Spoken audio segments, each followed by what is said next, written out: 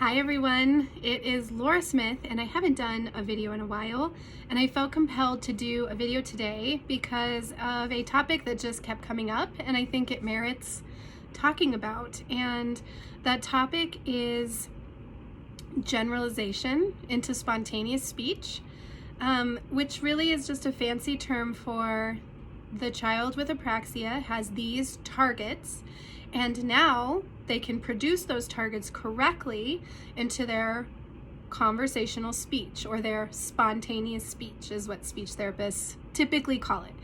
So it's important to realize when we're talking about progress with apraxia that there's a few steps or even more that need to happen before we see that nice transfer to spontaneous speech. So progress can still be being made in the therapy session, but we might not be seeing the full result outside it in their spontaneous speech yet. So what are the reasons why?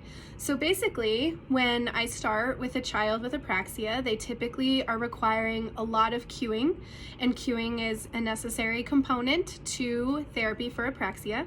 Cueing can look like verbal cues. I might say something like, use your humming sound to get them to plan and program an M. I might say, use your popping sound. Things like that would be considered a verbal cue. I might use visual cues. Visual cues might be finger cues that I use on my face. So some common ones I use would be like P for pee, or start with your popping sound, P. So there I'd use a visual and verbal cue. Or there might be picture cues. So if you've seen those popular Biorum picture cues, those are visual cues that denote a certain sound on the card. So I might also use those picture cues as a cue to help the child. So cues are important in therapy for apraxia, but the problem, or not the problem, but a challenge, is that we have to fade those cues. And until those cues are faded in a structured therapy session and the child can produce the targets without our cues in therapy, it's only then that you're going to see transfer into spontaneous speech. So if the child is still requiring a lot of verbal cues or visual cues or some type of cueing to get them to say their targets correctly, which is frequently the case, we need to be working to fade that. Another problem that I sometimes have is that I might have faded all of my cues and I'm waiting for just, what is this? And you tell me what it is. But they have relied on me as a model. So even though I'm not cueing anymore, I'm not using visual cues, verbal cues, or any type of cueing, I might have been modeling the word. So what is this? They have a hard time. I say mama, boom, they can say mama. Or what is this? They struggle.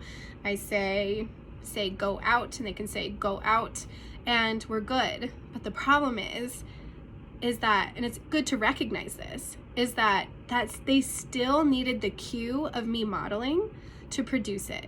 So until we can fade, and that's why you hear apraxia SLPs with expertise in, or SLPs with expertise in apraxia always say we have to be mindful from the start to fade those cues, because in the fading of the cues is where we get the magic into spontaneous speech. So, really you could have a child in all different stages of cueing and they're still making progress, because let's say, I had a child that was like some kids, I was telling my intern who's with me this semester that, I base my cues off of max cues. So, I am working hard. The child is working hard.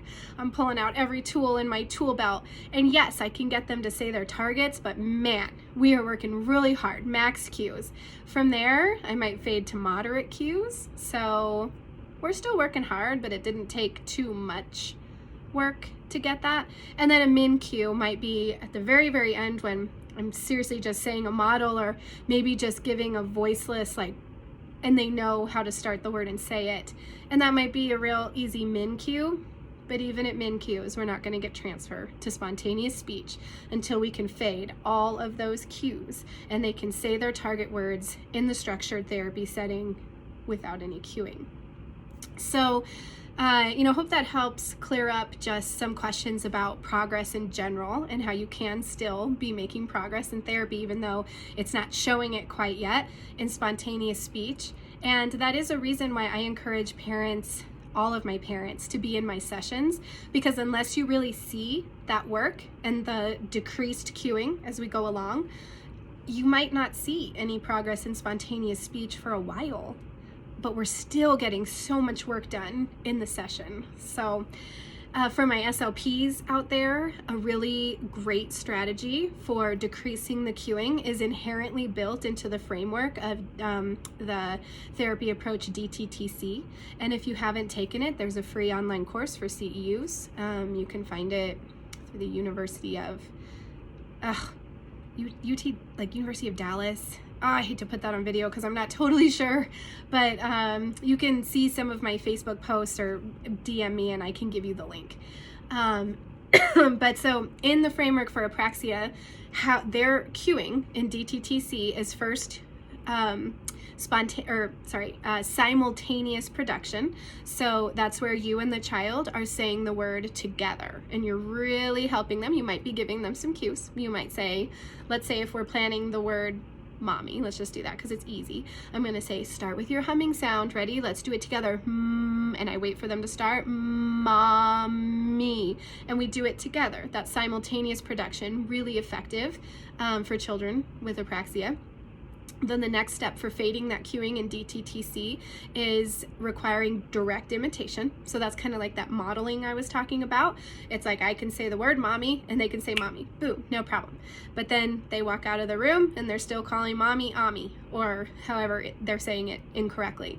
And so we get that direct imitation. And then what DTTC does is they recommend delayed imitation. So here, we might hold up a card or say wait or watch my fingers go down, and they have to have that pause time, that delayed imitation time until they say the word. So if I might say, I want you to say mommy when my fingers go down. Ready?